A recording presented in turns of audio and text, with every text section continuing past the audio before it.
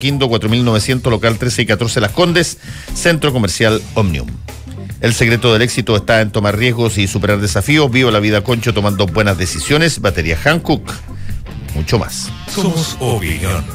Somos la clave. Ya estamos con Verónica Pinilla, con Hugo Herrera aquí en el panel de los días jueves. ¿Cómo están? Muy bien, buenos días. Muy bien, muchas gracias. Ustedes. Los sanos para enfrentar el día. Lindo día como hoy. Oye, yo sé que no hay vaso comunicante directo, pero ¿qué tanto sienten que puede haber sido un golpe para el movimiento que está pidiendo aborto libre en Chile, lo que pasó ayer en Argentina? Sí, yo creo, lo conversamos la semana pasada, ¿no es cierto? Que lo que estaba pasando en Argentina obviamente repercute y tiene consecuencias en la situación chilena. Yo creo que es un revés, yo creo que genera una condición, yo creo que en el corto plazo o lo inmediato, una reacción de decir, bueno, efectivamente no estuvo la fuerza suficiente en Argentina. Sin embargo, creo que también nos permite reflexionar sobre cuáles deben ser las estrategias o la manera de plantear en Chile y cómo instalar la discusión del aborto libre. Yo soy una convencida que es un tema que vino para quedarse. Probablemente, no sé si vamos a seguir con la misma fuerza, pero sí creo que es un tema que difícilmente hoy día lo vamos a sacar de la agenda pública. Pensemos además que lo que sucede en Argentina fue por un estrecho margen, o sea, 32 votos. 7 votos. 7 votos, o sea, la verdad es que una discusión que también probablemente en Argentina se va a volver a instalar muy rápidamente en el Congreso y en algún momento los mismos argentinos decían vamos a poder tener aborto libre. Ahora, los tiempos argentinos y los tiempos chilenos son diferentes. Nosotros también tenemos una agenda política que es bastante diversa, cambia fuertemente. Yo creo que ahí lo clave es que el Parlamento y el movimiento feminista logren seguir teniendo el tema en agenda. Y yo creo que esa hoy día forma parte de una campaña que hay que seguir instalando, masificación del discurso sobre el apoyo al aborto libre, y obviamente yo creo que también es importante ir cerrando esta brecha de que es aborto libre y nada más. Yo creo que nos hace mal también al apoyar al aborto libre no decir que obviamente aceptamos todas las otras alternativas que tanto el gobierno como otros sectores quieren poner en la agenda, como es aumentar el acompañamiento. Ayer apareció una propuesta sobre, creo que las diputadas de la UDI, sobre cómo mejorar todos los procesos de acompañamiento de las mujeres que están en situaciones de embarazo y situaciones muy, muy febles. Entonces, creo que todo eso tenemos que ponerlo en la mesa y tenemos que ser capaces de poder avanzar con toda esa agenda. Y dentro de toda esa agenda de apoyo, de acompañamiento, también creo que el proyecto de aborto libre debemos ser capaces de seguir manteniéndolo en la mesa. ¿Qué dices tú, Hugo? Yo creo que hay dos temas que son relevantes para pensar en lo que importa el debate argentino para Chile. Por una parte, creo que hay una brecha importante entre, por decirlo así, el aborto en las 3 causales, que es lo que se aprobó y en lo que Chile está, y el aborto libre, porque también lo hemos conversado, hay una distancia sideral en el apoyo a una y otra situación. Entonces ahí creo que el argumento, que hay una debilidad argumental en la posición pro aborto libre y que quedó manifiesto un poco en lo que ocurrió en Argentina.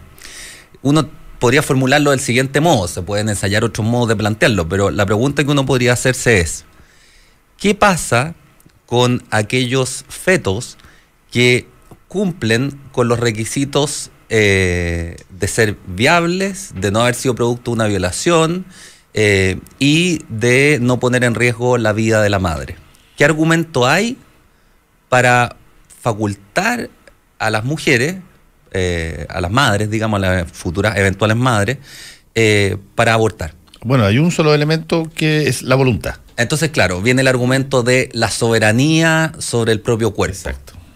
Y ese argumento me parece que es de un liberalismo extremo, pero en el sentido casi napoleónico del término.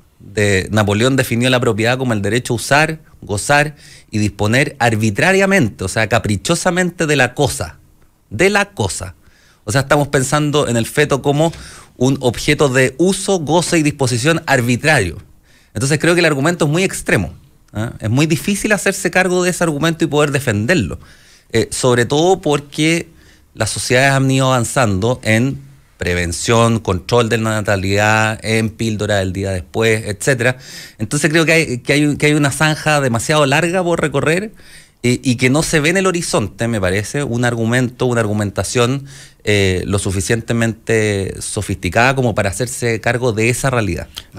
Además, convengamos una cosa, en Argentina todavía la influencia de la Iglesia Católica es súper potente en materia de discusión pública. Sí, y en Chile, si bien la Iglesia está por los suelos, digamos, una cierta mentalidad conservadora es todavía dominante. O si se quiere, pongámoslo en estos términos, una cierta visión quizás entre solidaria, optimista de la vida, que opera en grandes grupos de la sociedad y que se refleja en ese solo 20 y algo por ciento que apoya el aborto libre frente al 70 y algo por ciento que en Chile todavía lo rechaza. Entonces hay un asunto que yo creo que no va, o sea, es difícil que esa agenda irrumpa rápidamente. Y lo otro, que creo que es el segundo aspecto que quería destacar, es que el asunto del aborto libre desordena completamente el panorama político, tanto en la derecha como en la izquierda. O sea, hoy día leí en el Mercurio un diputado demócrata cristiano eso diciendo el que está a favor del aborto está perdido, que se vaya del partido, digamos, está equivocado aquí. Y uno puede pensar en más o menos lo mismo en la centro-derecha, digamos. Hay sectores, hay una bancada liberal en Renovación Nacional y está la UDI con los conservadores. La evangélica. Y los evangélicos. Entonces, esto desordena el panorama y yo no sé si estén los tiempos, claro, como planteabas tú, con una agenda que presiona por otros lados, qué sé yo, el problema de la segregación urbana y de la integración, que bastó que Lavín pensara en la torre, digamos, para que estallara y se abriera otro tema, los problemas laborales, los problemas de productividad que está teniendo la economía, no sé si hay espacio. No, yo creo que a mí no me cae la menor duda, Hugo, que el típico argumento derivador, le llamo yo, el argumento derivador, que es aquel que en algún momento dado, cuando tú sientes que tienes la posibilidad de desviar la fuerza que apunta a un objetivo, que es sobre qué tipo de argumento, estas no son de los ridículos. Chile no está lo suficientemente maduro para tratar este tema todavía. Pasando hay cosas que son prioritarias y que están en otras partes y que esto está dilatando lo que debiera ser muy importante en materia de inmigración, en materia de integración. Siempre hay una razón por la cual debieras postergar un determinado tipo de discusión. Y eso no cabe la menor duda que va a venir. Y el tipo de argumento es muy disruptivo, porque si estamos hablando, por ejemplo, de integración, uno podría decir el gran tema que le queda a Chile. Uno podría decir son dos: productividad e integración. Productividad no como meras cifras, sino que como capacidades del país para transformar la realidad. Desde el cobre hasta otras áreas productivas. E integración. Entonces, en el asunto de la integración, el argumento que se ha usado para la campaña pro aborto libre es muy disruptivo, porque es inconsistente con un pensamiento de la integración. El argumento de la soberanía individual. ¿Qué diríamos si un gran empresario empezara a argumentar, digamos, de que tiene un derecho soberano sobre su propia empresa, digamos, o sobre su propiedad?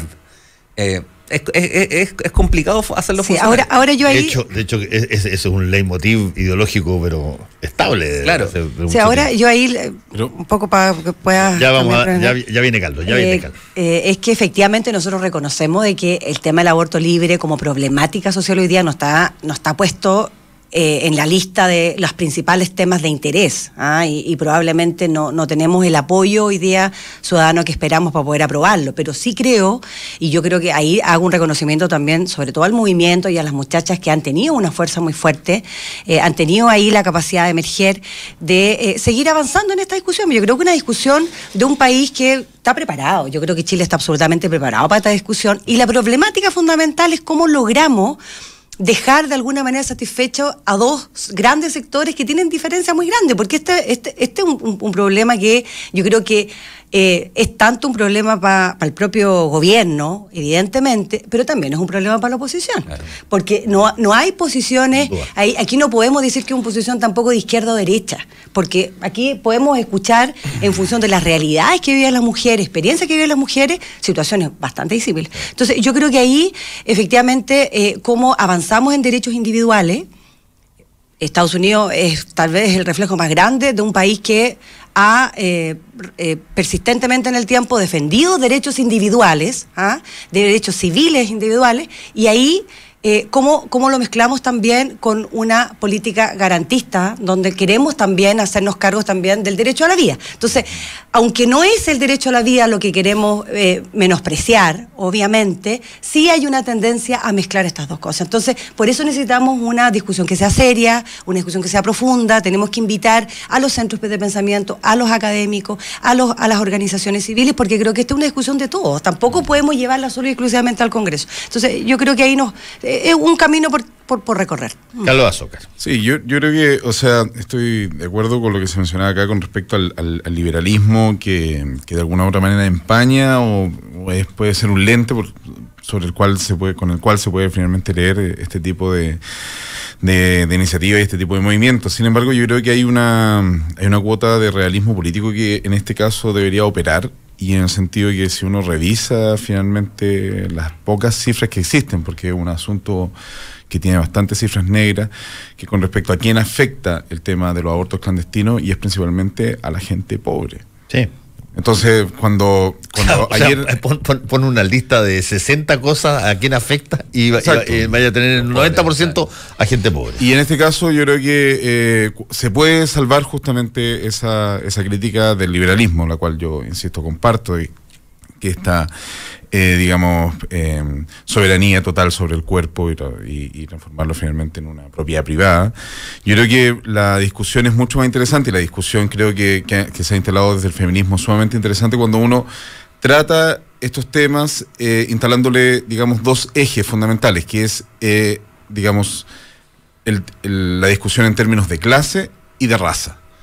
Y ese tipo de feminismo es un feminismo que a mí sí me interesa justamente debatir, porque no considera única y en última instancia no es en última instancia un feminismo que se reduce a términos liberales, sino que muy por el contrario puede hablar justamente con respecto a los derechos de la mujer y con respecto a la igualación de los derechos de las mujeres más subalternas, que justamente están cruzadas por estos dos factores, perdón. Y creo que ahora viene estrictamente en términos de lo que está pasando en Argentina. Me pareció sumamente atingente o sea, primero que se haya abierto el debate con respecto a esto, y me parece también sumamente de doble estándar el hecho de que generalmente se está pensando y hablando del exterior con un colonialismo evidente con respecto a políticas económicas, políticas de emprendimiento, políticas de crecimiento, y finalmente cuando se habla de las políticas justamente en un plano estrictamente moral y ético, justamente no se cierra la puerta a concebir justamente el ejemplo o, digamos, las experiencias que han tenido todo Occidente justamente con respecto a este tipo de política. Y en ese sentido creo que es muy interesante cuando se abre un debate como el argentino. Se abre además un debate con la vehemencia que todos conocemos justamente de la opinión pública argentina. Y creo que había un argumento que es muy interesante, que finalmente cuando tú estás en contra de la despenalización del aborto, y insisto, finalmente regular este tipo de situaciones. El aborto libre, también estoy de acuerdo con el hecho de que no es una forma adecuada de nombrar este tema, sino que hay un montón de otras cuestiones que pueden justamente que se involucran y que es necesario precisar.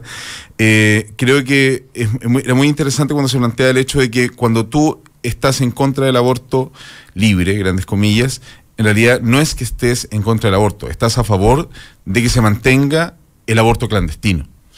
Y ahí cuando uno cambia esa perspectiva de derecho y plantea que finalmente es un derecho de la mujer con respecto a recibir una determinada atención frente a situaciones que son especiales. Y justamente ahora estaba revisando el caso de la encuesta CEP. Y es impresionante porque esta pregunta se dejó de hacer el año 99, se hizo en septiembre y octubre del 91, después se vuelve a hacer en septiembre y octubre del 99, y después no es hasta el 2014 y la última entrega, que es de 2017, donde finalmente se habla de este tema.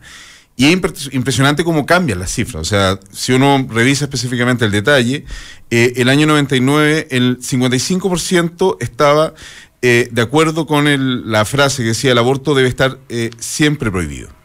Y eso pasa... ¿Qué porcentaje? 55%. Y eso el 2014, digamos, post-revolución pingüina y post-revolución, digamos, el movimiento estudiantil, baja el 23%. Y el 2017 sube el 27%. Y la frase, y acá, qué lástima que no esté Silvia, que es justamente una de las que se encarga de este tipo de temas, en el CEP, es bastante ambigua, porque dice el aborto debe solo estar permitido en casos especiales. Y eso llega justamente el año 2014 al 55% y el 49% el 2017. O sea, tú dices que hay un cambio en la pregunta primero. Hay un cambio, o sea, es... No, me refiero a que la misma frase, que el aborto debe estar permitido en casos especiales, creo que esos casos especiales no se refieren específicamente a las tres causales, que da una ambigüedad justamente, y acá justamente uno, cuando... Yo, bueno, soy sociólogo, entonces siempre, y tengo una especialidad, digamos, en las técnicas cualitativas, uno tiene que justamente echar mano a esta otra, a todos otros elementos técnicos a partir de los cuales uno puede obtener otro tipo de información más sustantiva. Y yo te aseguro que finalmente, si uno plantea el término en términos de la dificultad que actualmente existe en Chile para poder tener un hijo, digamos, y llevarlo finalmente a ser un ser humano autónomo en este país, es una cuestión que contradice todas las políticas finalmente que está teniendo el gobierno. Yo creo que ese es un elemento clave, ¿eh? O sea, yo discreparía de un punto. Yo no creo que estar en contra del aborto sea estar a favor del aborto clandestino. Creo que es muy largo el salto. ¿Pero cómo solucionamos eso? Bueno, es que esa es la pregunta. Y yo creo que ahí se pueden generar consensos importantes. Porque efectivamente, lo ponía un poco en términos muy generales cuando hablé de la integración. Efectivamente, yo creo que hay un tema de fondo del país, digamos. El tema de fondo en el país es que no existen, por ponerlo en términos así hegelianos, digamos, no existen las condiciones razonables de existencia para todos que permitan suspender la alienación. Y la alienación en términos de las capacidades que tiene la gente de acceder a la salud, de no tener que ser servicial en el empleo para caerle bien al patrón. Y cuidar la pega. O sea, de ser atento con el cliente más allá de lo requerido, digamos. Uno no lo ve eso en países que tienen aseguradas condiciones razonables de existencia para todos, donde el dependiente es un dependiente, pero no es un mocito, por decirlo así. Que no existe estatuto joven, por ejemplo. Claro. Bueno, habrá que ver eso. Yo ahí creo que abrimos otro tema, pero creo que tienen que haber condiciones mínimas, o sea, para todos, los jóvenes, razonables. Sí. Lo que pasa es que a los jóvenes tú los puedes, es otro tema, digo, más fácilmente. No, porque a los jóvenes tú los puedes favorecer con otro tipo de apoyos para estudiar, apoyos, becas de, qué sé yo, créditos blandos, ahora el nuevo crédito para estudios, qué sé yo, o becas. Pero creo que ese quizás es uno de los dos grandes desafíos que tiene el país. O sea, y el tema de la mujer creo que cae de cajón. O sea, todo el tema feminista lo que hace es levantar nuevamente la situación de precariedad que usualmente no tienen todas las mujeres, digamos. Exacto. Tienen las mujeres, preponderantemente las mujeres pobres. Vulnerables. Bueno, vulnerables. Aquí tenemos un empalme con la otra cosa que se dio a conocer ayer, que tiene que ver con este proyecto que firmó el presidente respecto de la sala cuna universal, que yo insisto, por ahora, por esta primera etapa, porque yo me imagino que se va, tarde o temprano va a pedirse que se amplíe a todas las mujeres que son madres, Aquí solamente el proyecto calza con las mujeres que están actualmente trabajando. Exacto. Y por lo tanto tú tienes situaciones y van a haber muchas personas que van a dar cuenta de las excepciones que esta ley tiene. Por ejemplo, si es que una persona es madre soltera o se separó y tiene una guagua chica y no está trabajando, o si es que está con su marido, pero el marido es el proveedor, es él el que genera los ingresos y ella quiere buscar trabajo, ¿cómo lo hace? Si al no estar trabajando no puede colocar a su hijo en una sala cuna para ir a buscar trabajo. Yo iría más allá, o sea, efectivamente, yo creo que toda la agenda,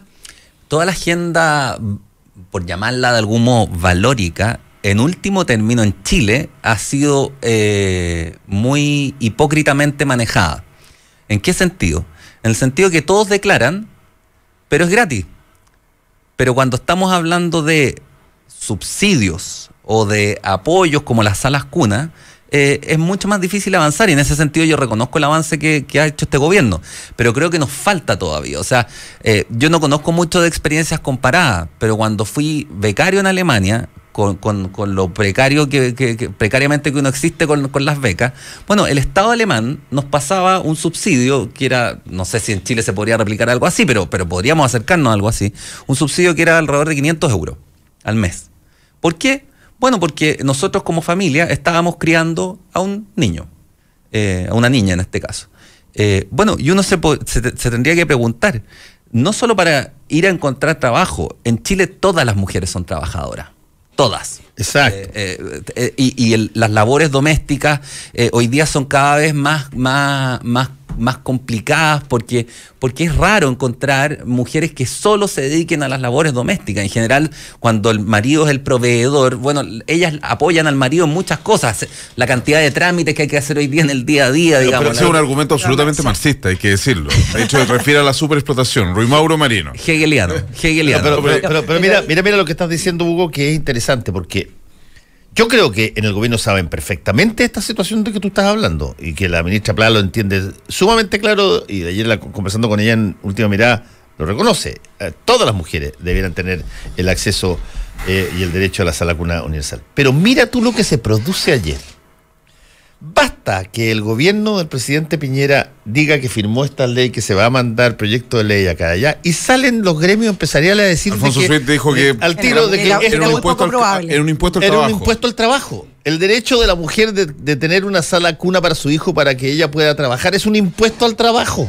Ahí tú tienes una concepción de la propiedad como soberanía. Exactamente, Totalmente. esa es la propiedad como soberanía, exactamente, claro. Absolutamente encerrada en sí misma. Claro. Ahora, yo encuentro que las declaraciones de tanto de Pla como de otras personas del gobierno inmediatamente después de lo de Suet fueron muy buenas, pero mira la dificultad. Como se decía en el contexto de la geopolítica internacional, solo Richard Nixon puede ir a China a abrir ¿te acuerdas tú? Al principio de los 70. La distensión. La claro. distensión solamente la podía darle a un republicano, porque si iba un demócrata era traición a la patria. Y aquí quizás solo un gobierno de derecha puede generar las condiciones iniciales, si no las totales, para romper un axioma empresarial que dice que cualquier derecho que tú le das a los trabajadores, sea hombre o sea mujer, inevitablemente es un atentado contra la posibilidad de dar más empleo y, en definitiva, a la propiedad privada. Yo creo que hay una ceguera absoluta o muy acentuada en el empresariado respecto a que las condiciones sociales bajo las cuales viven los trabajadores y viven los más pobres son condiciones de estabilidad para la economía. ¿Qué necesita una buena empresa? Una empresa más o menos eficiente y competitiva, digamos. ¿Qué necesita? Condiciones de estabilidad. Y en un país con desigualdades tan acentuadas como la chilena, donde tenemos que hacernos problemas porque las mujeres tienen que salir de la casa y dejan solo a los niños, digamos, estamos en una situación tan precaria. Bueno, en ese país lo que se necesita es generar condiciones de estabilidad. Aquellas condiciones donde, vuelvo a Hegel, digamos, donde se suspendan las condiciones de alienación.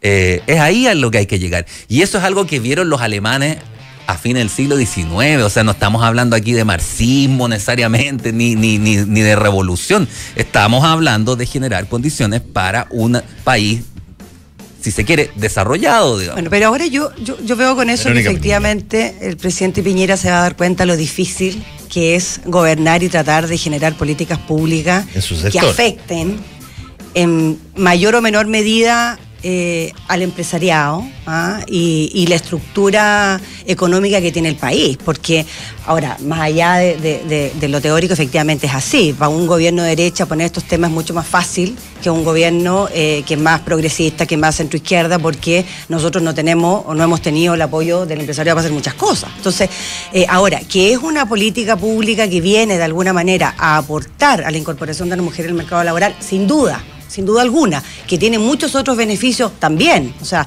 que los niños estén en una sala cuna bien cuidados, además aprendiendo en un proceso y en un entorno de aprendizaje evidentemente que es mucho mejor.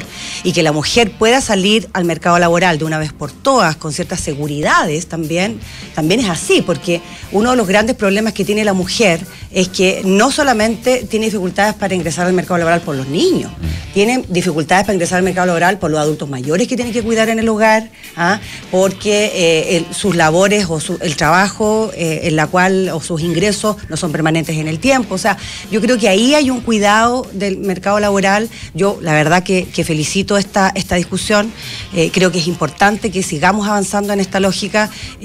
Los gobiernos anteriores, muchos gobiernos anteriores, se ha tratado de avanzar en una agenda pro mujer en este sentido y hemos tenido bastante fracaso. Entonces ahí es importante también la reacción del gobierno respecto a cuál es la postura del empresariado. El empresariado, o sea, lo primero que dice, oye, acá esto va a afectar la productividad, vamos a tener que terminar pagando evidentemente nosotros porque es un costo que lo paga el empleador, pero también se sabe que en el largo plazo es un costo que terminan igual pagando los trabajadores, porque ¿qué es lo que se hace en el largo plazo? Se ajustan ingresos, se ajustan renta, se contrata menos gente. O sea, yo creo que el empleador termina igual ajustando en una lógica donde igual perdemos los trabajadores. Pero además Sued no está viendo nada, porque en el largo plazo esto aumenta la productividad, y aquí me voy a apoyar en alguien de izquierda.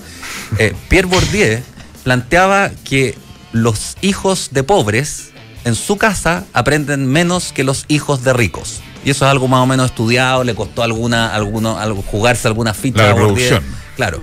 Entonces, sacar a los niños pobres de contextos donde se maneja menos vocabulario, donde no hay un ambiente, no hay libros en la casa. Nosotros en algún momento estudiamos esto y el único texto que tenía la gente en su casa era un calendario. Claro. Entonces, donde no hay ese contexto para el aprendizaje, sacar a esos niños y ponerlos algunas horas al día en salas cunas, que tienen que cumplir ciertas condiciones, es cierto, no pueden ser guarderías. No, salas cunas donde haya instrucción, donde haya mayor vocabulario, es, en último término, no solo permite una mayor igualdad, sino que en el largo plazo un aumento de la productividad. O sea, ¿de qué estamos hablando, señor Sued, digamos?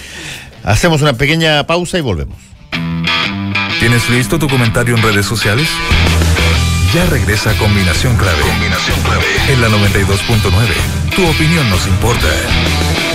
Justo al mediodía, de lunes a viernes, Cónclave Deportivo. Entregamos fútbol primero que todos. En esa base estoy de acuerdo. Me parece que Estadio Seguro debería ser otra cosa. Pero absolutamente. Distinto de lo que. Ahora, me importa un carajo quién sea la cara de Estadio Seguro. Porque de verdad, las dos caras que tuvo Estadio Seguro no tenían idea de lo que hacían. Pero y sí, me parece que la persona que estoy hoy día está más capacitada que esos dos. Chico Peñalillo, Pancho Aguiluz, Manegán, Chamagol González, Flaco Larra y Marcelo Muñoz te hablan de fútbol en Cónclave Deportivo. Hagamos la nómina completa, los 23 mundialistas que fueron a dar la hora. Creo que no se mete tan bien como Marcelo Díaz entre los centrales, pero se sabe meter. Sí. Pero está siempre mejor ubicado. Y sin hacer su mejor partido. Exacto. Pero la luchó mucho. Algunas veces ve 3 japoneses encima. Cónclave Deportivo. De lunes a viernes, justo al mediodía. 92.9. Somos fútbol. Somos la clave. Hora clave. 10 de la mañana, con 2 minutos. 92.9. Somos como tú. Somos la clave. En el corazón de Providencia y a pasos del metro, Hotel Nogales and Convention Center. Un servicio de primer nivel con estacionamiento, Wi-Fi y desayuno incluido. En Hotel Nogales ponemos a su disposición nuestro centro de eventos con salones con capacidad hasta 400 personas. Reserve su estadía en hotelnogales.cl o a nuestro teléfono 223-356958. Hotelnogales.cl. Lo hacemos simple para usted. Atento. Ya está de vuelta tu programa de actualidad y debate más entretenido. Tu opinión nos importa, así es que toma tu lugar en el panel, en @Radio La Clave y comenta. Es tu combinación clave. Olvídese de las excusas y haga que las cosas pasen, porque en agosto Banco Security lo apoya para renovar su auto con los mejores beneficios. Usted elige 12 a 24 cuotas, tasa de 0,69% con tarjetas One o crédito de consumo a tasa preferencial. Más información en bancosecurity.cl. Brunch sábados, domingos y festivos en restaurante El Cid de Hotel Sheraton Santiago. Lo mejor de la gastronomía, delicioso brunch familiar de 13 a 16 horas. Coctelería con espumante y bebidas gaseosas ilimitadas. 29.900 pesos por persona con IVA incluido. Reservas en Hotel Sheraton. Teléfono 222-335.000, anexo 7144. El secreto del éxito está en tomar riesgos y superar desafíos. Viva la vida, Concho, tomando buenas decisiones. Batería Hankook. Mucho más. Eres parte del panel. Eres combinación clave. Tenemos 2 libros para regalar, gentileza de Me Gusta Leer Chile. Puede participar usando el hashtag combinación clave y nombrar también a @megustaleercl. El libro de Jorge Volpi, una novela criminal, editorial Alfaguara, una verdad secuestrada por el poder y liberada por la literatura. Jorge Volpi. Y de Alejandra Matus, mitos y verdades de las AFP. Los 2 libros se regalan, acuérdense, hashtag combinación clave y también nombrar a @megustaleercl. Jorge Volpi, una novela criminal, y de Alejandra Matus, mitos y verdades de las AFP. Estamos con nuestro panel de los días jueves. A mí me gustaría aclarar por qué es marxista A ver. Es marxista no de Marx, sino que finalmente el concepto de sobreexplotación lo retoma un teórico brasileño que vivió un tiempo en Concepción, que es justamente Rui Mauro Marini. Y que este caballero, que después se exilia nuevamente, porque venía escapando de Brasil, del golpe de Estado, llegó acá y fue el golpe de Estado acá, entonces terminó en México. Entonces, él... Ahí se ancló en el PRI. No. Es muy crítico y estuvo ahí justamente en la UNAM trabajando hasta sus últimos días. Y es interesantísimo el argumento que él da, porque plantea que, y una cuestión que uno vive actualmente, y a lo mejor sigue siendo absolutamente vigente este argumento, en términos de que el costo de vida en los países, digamos, del centro del sistema mundo, podríamos decir, tienen el costo de vida de los trabajadores está disminuyendo cada vez más. Y una cuestión que uno se puede dar cuenta cuando viaja a Europa o sabe que finalmente son mucho más baratos incluso que acá en Chile. Entonces, la explicación que él teóricamente ha dado y que se ha ido desarrollando, digamos, en términos de investigaciones más empíricas, es que básicamente la superexplotación de los países que están en las periferias permite justamente que baje el costo de reproducción de la vida en los países centrales del sistema mundo. Y esa sobreexplotación, que finalmente tú no te puedes explicar, porque finalmente hay una contradicción lógica en términos de que la sobreexplotación está determinada por el costo de reproducción de la vida de un trabajador. O sea, tú no lo puedes explotar más de entregarle justamente el dinero para que vuelva a trabajar otro día. Justamente es posible en Latinoamérica gracias al trabajo femenino y al trabajo infantil. ¿Por qué? Porque justamente ese trabajo te permite disminuir los costos, lo que es la doble jornada, lo que es finalmente el cuidado de los ancianos. Sí. O sea, un montón de cosas que tú no resuelves a través del mercado, sino que a través de la economía doméstica. Déjame ponerte un ejemplo de eso, que es que lo más rápido que tú puedes pasar de la felicidad a las ganas de estrangular a alguien. Ándate a Europa, si es que te toca viajar, porque hay cosas, ándate a Europa y entra a una farmacia a pedir a comprar un medicamento que acá lo tienes que tomar por prescripción médica en términos, el de la tiroide, el de inductor de sueño, el que tú quieras. Si te sale, qué sé yo, menos de 80% o 70% del precio del de acá, en una de esas tenés que revisar de nuevo en otra farmacia. Pero tú vas a comprar un medicamento que aquí te cuesta 29.000 pesos las 30 pastillas y allá te puede costar 6.000 pesos. Y tú te preguntas a ver qué hay en esa farmacia negra, que es igual a la de acá, en otro país, que haga que el traspaso del mismo puede ser hasta el mismo laboratorio. Exacto, el mismo laboratorio, que el paso de ahí a acá te genere a ti, pero un robo gigantesco, lo que tú percibes como, pero ya la estrangulación, y en gran medida tiene que ver un poquitito con que acá te ponen ese tipo de precios altísimos para que, entre otras cosas, te las puedas rebajar afuera. Pero siguiendo con la lógica de la superexplotación y cómo tú entiendes, digamos, el desarrollo de los países hoy día, los países europeos que tienen unos estándares maravillosos. De hecho, ayer con mi marido lo conversábamos.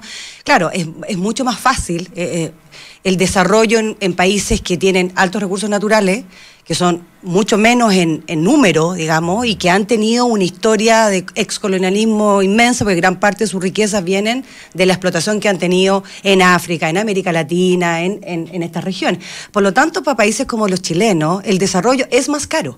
O sea, desarrollarnos a nosotros nos sale más caro, porque no solamente estamos hablando de empleo, tenemos que hablar de empleo decente, no solamente hablamos de producción, tenemos que hablar de producción limpia, de pasar todas las etapas que los países ya desarrollados han pasado anteriormente gracias al apoyo que han tenido de pueblos como los nuestros, digamos. O sea, apoyo, yo creo que no, es una cuestión... imposición en algunos casos, pero al aporte, digamos, forzado en muchos casos del trabajo, de la producción, de los recursos naturales. Entonces, ¿qué nos queda?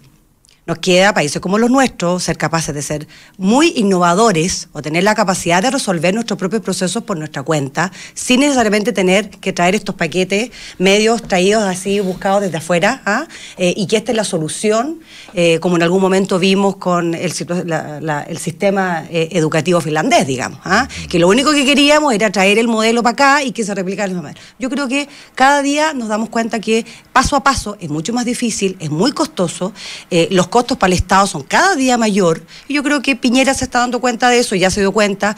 Para el gobierno de la presidenta Michelle Bachelet también fue lo mismo, porque las demandas van aumentando. Entonces, ¿cómo resolvemos esa dinámica en que queremos más derechos, queremos asegurar, queremos garantías sociales, queremos más libertades, y eso requiere, obviamente, que el Estado, pero también la sociedad, el empresariado, los diferentes sectores se hagan cargo de esos costos? Porque tampoco podemos pensar que el Estado se puede hacer cargo por sí solo. O sea, es imposible. Verónica, es que estamos en una tautología imposible, que es, tú quieres tener más derechos, pero simultáneamente el otro te puede decir, mira, yo lo encuentro fantástico, pero ¿sabes qué? Lo único que pido es que no me cambies una variable. Cámbiame todas las variables que tú quieras, menos una. ¿Cuál? La maximización de utilidades. Y sonaste. Porque si que esa es la variable que tú quieres proteger, entonces cualquier cosa que tú hagas va a encarecer el costo.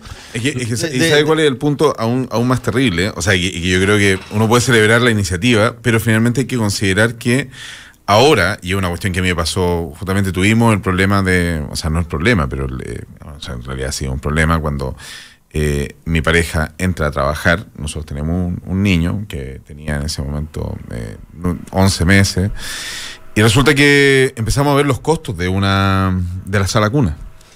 Y los costos son altísimos, son más caros que una carrera universitaria.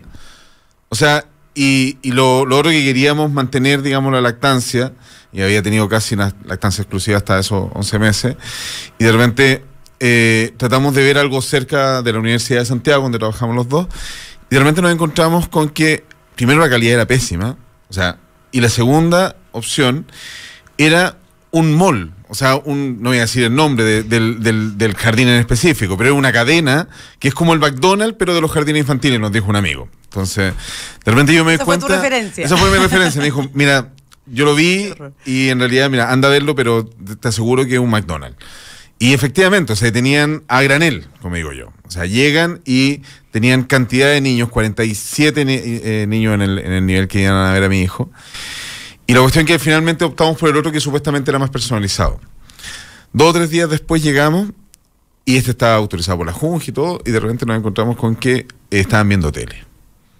Nosotros habíamos estudiado que pantalla, nosotros ya ni siquiera le pasamos el computador y lo tenían ahí, viendo tele. Y el niño, además, o sea, de personalizado no tenía nada porque el niño llegaba y tenía que adaptarse finalmente a los ritmos y horarios que tenía la sala Era cuna. más seguro McDonald's. Digamos. Y, o sea, no sé. Porque las dos cuestiones finalmente No digas eso, por favor. una estandarización y un disciplinamiento que, insisto, el problema y en última instancia lo devolvimos a la casa. Y ahora lo tenemos con una señora, o sea, con una persona que, digamos, por la transitividad de la confianza, pudimos encontrar a alguien que era de nuestra confianza y lo tenemos en la casa. Y él por lo menos, y después hablamos con nuestra pediatra en ese momento, y nos dice, ¿sabes qué? Lo más importante es que él mantenga y genere horarios. Y no es estandarizarle finalmente con respecto a los otros, los horarios, porque lo más importante, si él ya tiene unos horarios, que se mantenga eso. Entonces, aquí voy con todo este punto y aprovechando, digamos, la anécdota personal, es que si no el Estado, digamos, no tiene una participación importante justamente en la provisión justamente de una educación gratuita y de calidad, digamos, en la sala cuna, a ese nivel, nuevamente abrimos la posibilidad de que Stephen Ball habla de, digamos que un teórico de la educación, de la privatización encubierta. ¿Por qué? Porque finalmente transforma la sala cuna, y una cuestión que se veía claramente en esta gran transnacional que era la sala cuna a la cual llevamos, que era el McDonald's de los niños, o una pyme que apenas tenía toda esta cuestión sumamente artesanal que estaba luchando con este otro gigante. Tú sabes que ahora en el proyecto se estableció que el costo de la sala cuna es más o menos 275.000 pesos por niño. Y que tienen que tener ciertos estándares para que opten estas salas cunas al sistema. Tienen que tener ciertos estándares que deben ser y aparecen, entiendo, en el proyecto, o van a salir ahora en el proyecto. No puede ser, por ejemplo, el que tú tengas techo y una sala y unas cunitas y nada más. No, tiene que haber una serie de variables, etcétera, pero tú tienes estos 275.000 pesos que se te coloca, y si tú quieres una cosa mejor, agregas el delta, y si es que tú consigues o te gusta una que tenga menos de 275.000, esa plata no se le da a la persona, sino que se genera un revolving en el propio sistema para mejorar lo demás. Pero lo que tú dices es clave. O sea, con la palabra sala cuna, uno se puede generar expectativas, 1000 escenarios. Sí. Y ahí el estándar básico, mínimo, que signifique cómo se atiende, qué se hace, etcétera, me imagino que tiene que ser una materia de una discusión importante. Yo creo que además hay otro tema que no se ha visto, digamos. Pero cuando los puntajes de ingreso a educación, qué sé yo, parvularia, son como son en Chile, y hablemos de los puntajes de ingreso a pedagogía en básica, pedagogía en media, entonces uno dice, claro, esto se va a parecer más a una guardería o a una sala cuna donde realmente se desenvuelvan las capacidades de los niños. Entonces, creo que, y apuntando un poco a lo de la productividad, yo creo que tenemos un gran desafío como país, digamos. ¿Cómo diablos salimos de un sistema que en general, desde el Estado y desde la sociedad civil, porque al Estado también le falta burocratizarse, especializarse, tener mayores competencias, logra dar ese paso que nos está faltando y que ya todos se dan cuenta que nos está faltando por distintos lados, digamos? Entonces, ahí creo que esto tampoco estoy diciendo nada nuevo, digamos, que el tema de la educación es fundamental acelerarlo. O sea, hay un quedarse, y uno lo percibe tanto en los empresarios como en el Estado. Hay un quedarse en lo que está sucediendo y buscarle pequeños arreglos, pero yo creo que llegó el tiempo de pensar en grandes reformas donde se integre la sociedad civil con el Estado y piensen en cuáles son los factores críticos, y la educación parece ser un factor crítico, la integración de ciencia y tecnología con la industria parece ser un factor crítico, cuáles son los factores en los cuales hay que aplicar más recursos. Y déjame hacer una corrección, una cosa, efectivamente estoy viendo aquí en la tercera, son 245.000 más el valor de la matrícula, el ingreso, no son 2.76. Claro, podría ser. Eso te aseguro que están todos está bajo el estándar que pues nosotros revisamos. Todos los que estaban por el Centro Santiago, Estación Central. No sé si es todo el día, más Y de aunque 8 horas. pensemos que fueran 500.000 pesos, pero con el stock de educadores que tenemos en Chile, ¿vas a lograr una transformación decisiva? Es que, ¿sabes qué? Ya, tú te metiste en un tema que es interesantísimo, porque te voy a decir un problema que es aún más grave. El problema no es el ingreso del puntaje, no es el puntaje de ingreso. ¿Sabes por qué? Porque la gran mayoría de las parvularias no tienen para poder además, entrar, claro. tienen necesariamente que tener una cantidad de puntaje. Lo que entonces, en el caso de las auxiliares, o sea, de las técnicas parvularias, no sería un problema, porque desarrollan destrezas que son más prácticas, claro. Pero a ver, nosotros te voy a poner un caso de una investigación que nosotros acabamos de terminar de un FONIDE, de un fondo de investigación en educación, que tratamos de investigar justamente a partir de una serie de digamos, estándares internacionales, específicamente de dos digamos, metodologías, dos específicamente instrumentos que se han aplicado en todo el mundo, que son básicamente, que miden las competencias moral democrática. Y nos encontramos, la pregunta básica, digamos, de la investigación era saber cuánto la universidad entrega en términos de la formación específicamente moral democrática, entendía esta como una competencia cognitiva, incluyendo el sesgo y considerando el sesgo. Y resultó que esto, aplicado específicamente a estudiantes de pedagogía de la Universidad de Santiago, a la Universidad de Concepción y la Universidad Católica. Y resultó que cuando nosotros empezamos a desagregar los puntajes, nos dimos cuenta que los muchachos que entraban a pedagogía de la ciencia, ¿me entiendes? Tenían un problema en términos de que bajaban sus competencias moral democráticas después de que pasaban de la universidad. Entonces, esto, nosotros ahora, de hecho, estamos elaborando el proyecto para poder aplicarlo en otro tipo de instituciones. Y la hipótesis que hay de fondo en última instancia es que cuando tú sigues manteniendo una lógica de mercado, insisto, de privatización encubierta, y finalmente estás aplicando la lógica empresarial al funcionamiento de las instituciones educativas, hay un montón de cosas que dejas afuera. Entre ellas, por ejemplo, la competencia moral democrática. Es más, nosotros descubrimos que finalmente las grandes diferencias, cuando tú sacabas, digamos, tratabas de ponderar todos los otros factores que estaban influyendo ahí, las grandes diferencias se daban específicamente si es que tu colegio había sido municipal o había sido subvencionado o particular. Claro. O sea, la universidad no era la que finalmente te generaba un cambio a ese nivel. Y ahora, ¿qué es lo que hay de fondo? Y un tema que yo he venido trabajando hace harto tiempo es finalmente la instauración de las lógicas empresariales a toda esfera de la sociedad. Y eso es lo que yo creo que a todas luces, y eso incluso dentro de los mismos estándares, digamos, internacionales con los cuales nosotros nos medimos, finalmente está fracasado.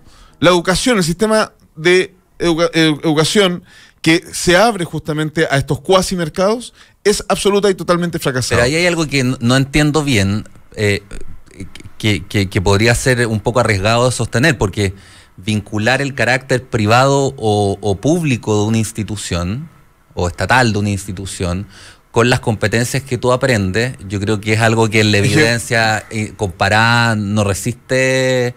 Si el asunto es que lo que pasa es que cuando tú privatizas el sistema en su conjunto. Ya, pero estoy haciendo un estudio comparado. Decir, tendrían que comparar, qué sé yo, estudiantes de pedagogía de universidades privadas norteamericanas, yo estoy haciendo un estudio actualmente con estudiantes universitarios, o sea, estudiantes universitarios y de enseñanza media uruguayos, que tienen es inversa el nivel de privatización que tienen allá que acá. Y te aseguro que hasta el último, hasta el más individualista, termina pensando en el vivir en común. En cambio, acá está el tipo más de izquierda que había participado en el movimiento estudiantil. Todos, en última instancia, estaban en la lógica del sálvate solo. Bueno, pero ahí hay una lógica individualista que tú mismo planteaste. Estás criticando o sea, creo que estás pensando peyorativamente el individualismo, porque hay un individualismo que no es malo. O sea, el individualismo, he estado leyendo en el último tiempo, voy a tirarme un poco una digresión sobre la llamada conquista del oeste en Estados Unidos. Que viste la película The West de Robert Redford en Netflix. Pero he estado leyendo además unos libros, qué sé yo, y bastante sobre el Midwest, sobre todo. Pero ahí hay una escuela de historiadores que han reflexionado sobre esto, que son historiadores, llamémoslo, de centro, porque no se consideran no nacieron ni del conservantismo recalcitrante del sur, ni de los cosmopolitas de la costa este, como los veían ellos, sino que era una tradición más bien jeffersoniana, así tipo granjeros, qué sé yo. Y estos tipos lo que plantean es que es un individualismo balanceado, porque el colectivismo extremo tampoco funciona, porque ahí tenemos que esperas todo, digamos, de otro. Pero esa idea del individualismo balanceado, de un individualismo que nota, que es consciente de que hay necesidades que son colectivas y que no se resuelven por medio de mero esfuerzo individual, sino que hay que generar un contexto, pero que es necesaria también la iniciativa privada, esa idea yo la encuentro muy razonable. Y es lo que distingue, y esto lo escribió Aristóteles, es lo que distingue a la Europa occidental, por decirlo así. Ese sentido de la importancia del individuo, que Aristóteles no lo veía en los persas, por decirlo así. Pero uno podría decir todavía hoy día, ¿por qué los chinos están tan tranquilos con un sistema autocrático, digamos? Bueno, porque no tienen un sentido, probablemente, un sentido tan internalizado de la individualidad como el que hay en Occidente. Oye, no estoy diciendo que tenga que haber puro individualismo, pero una colaboración, o sea, si estamos hablando de educación, una colaboración de lo público y lo privado, o sea, por ejemplo, yo digo, aprovechar todas las capacidades que tiene la Universidad Católica, junto con todas las capacidades que tiene la USACH y la Chile, bueno, sería más un aporte que restar a un proceso de decantamiento de una economía más productiva. Yo volviendo a la discusión sobre la educación finalmente en Chile, nosotros hemos hecho una apuesta en los últimos años, aprobado por el Congreso fundamentalmente, donde se ha entregado recursos públicos a las universidades públicas, por lo tanto, a mejorar y fortalecer la educación universitaria. Y creo que está bien, o sea, tenemos que seguir en esa línea, pero es urgente, y eso parte de la discusión incluso lo defendió Educación 2020 en su momento, cuando discutimos sobre las reformas de la educación, dijo, empecemos por la educación primaria, empecemos por los primeros años, porque con los primeros años vamos a lograr y dar, y yo creo que efectivamente es una discusión que hoy día nueva vuelve a aparecer como necesaria, porque claro, como lo mencionaban ustedes, cuando tú ya tienes un estudiante que entra a la universidad de 18, 19 años, toda su estructura ya está definida. Lo que él va a aprender ciertas competencias técnicas profesionales para poder ser útil en el mundo laboral. Pero, ¿qué pasa con el estudiante, con el joven que a los 4, 5, 6 años tiene efectivamente una educación de mala calidad? Entonces, ahí aparece, para mí por lo menos, toda esta discusión que es importante sobre el tema valórico en Chile, sobre el tema del acoso, sobre el tema de la mala sexualidad que tenemos, mala educación sexual en Chile. Todo el tema del aborto también tiene que ver con una mala educación sexual, muy mala educación sexual. Sí. O sea, nula educación sexual. Hasta hace pocos años atrás hablar de condón, de preservativo, era casi un pecado. Entonces, creo que efectivamente tenemos que ponerle el ojo en eso, tenemos que trabajar fuertemente. Esto es una oportunidad, creo. Si estamos hablando de educación y de cuidado de niños en forma universal, bueno, ahí tenemos que apuntar que la política que regule a esas instituciones, sean públicas o privadas, la verdad que yo en eso no me preocupo tanto. Sí me preocupo que la regulación que el Estado haga a esas instituciones sea absolutamente acorde con el tipo de educación y el tipo de ciudadano que queremos en el futuro. Yo creo que ahí tenemos una desviación que es absurda, que a lo mejor nos da porque todavía no somos un país desarrollado, porque no nos preocupamos de la educación. No, y lo otro que es ahí que aprenden,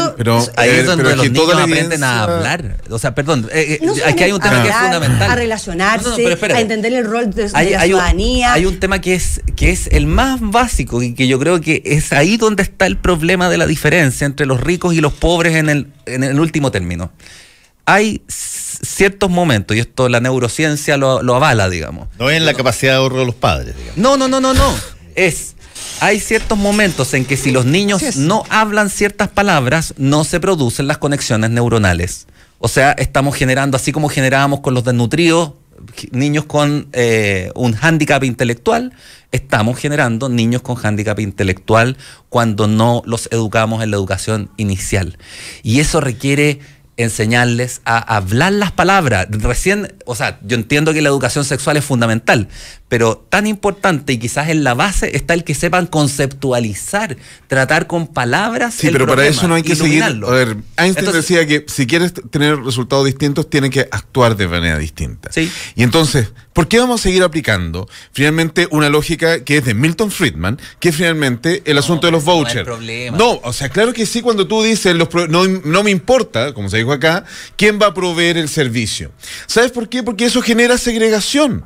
Y finalmente, los hijos, a ver, ¿cómo que no? La segregación. O sea, yo te digo, la segregación yo la viví o sea, me daba cuenta de la calidad de los jardines infantiles, de la sala cuna, y de la calidad de las educadoras que habían en Estación Central y las que habían la comuna al lado de Santiago. Entonces, a todos los colegios de Chile y haz el siguiente ejercicio: lleva niños pobres a un colegio caro de Santiago y los resultados probablemente van a ser igual de malos que los que tienen en la escuela pública. El problema yo creo que es más profundo. El problema tiene que ver justamente con en la calidad de los cuadros que enseñan. Pero por eso, y volvamos a la formación de profesores. ¿Eso no está todo estatizado o está entregado al mercado? La formación, por eso. La preocupación de Carlos, efectivamente, es que... O sea, la formación de profesores, la formación de educadores. Los servicios públicos. Ahora, sí, pero yo creo que nos da el punto, porque, por ejemplo, pensemos en la Universidad de Playa Ancha. Yo soy de Valparaíso. La Universidad de Playa Ancha yo no creo que esté formando mejores educadores que la Católica. Y la Católica es privada, la de Playa Ancha es estatal. La universidad... Ya, pero del Instituto Paul Schaeffer, te lo voy a decir, que es donde sale, insisto, no tengo acá la cifra, pero te aseguro que las educadoras, digamos, de párvulos salen mucho mayormente de la educación privada que la educación pública. ¿Hay un instituto Paul Schaeffer o lo inventas? No, lo estoy inventando. No. Por un momento, pero este país... ¿Cómo va a haber un instituto Paul Schaeffer? ¿En qué mundo estamos? Ya, ok.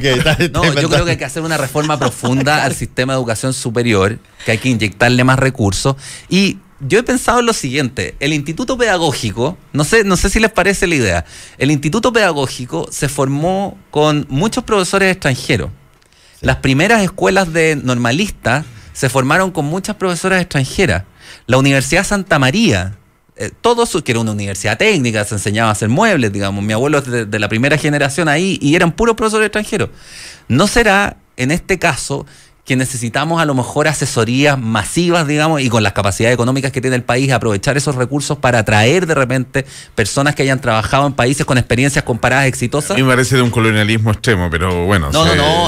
Depende, porque si por ejemplo fuera para que tú quieres introducir el idioma, un segundo idioma, yo me parecería perogrullo que eso sea nativo. Debiera inducirse, claro, sea nativo y que se genere una cosa. ¿Sabes que yo recojo lo que tú dices, Hugo? Es recoger la experiencia de política pública en la cual nos permita reducir la brecha de aprendizaje. En todo sentido, aprendizaje desde la educación propiamente tal hasta cómo tú haces más eficaz una política pública. Yo creo que nuestro proceso es largo y yo creo que lo que podemos aprender es de otros países que han pasado por esta etapa, han mejorado, cómo nosotros como política, como experiencia podemos ir incorporando eso. Ahora, yo creo que las experiencias finalmente son súper particulares de cada país porque la idiosincrasia es diferente.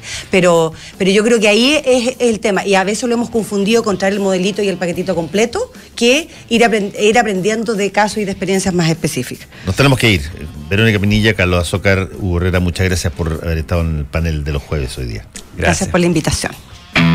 Conéctate a la web y sigue el debate por Twitter en @Radio La Clave. Ya vuelve Combinación Clave, solo por la 92.9. Elige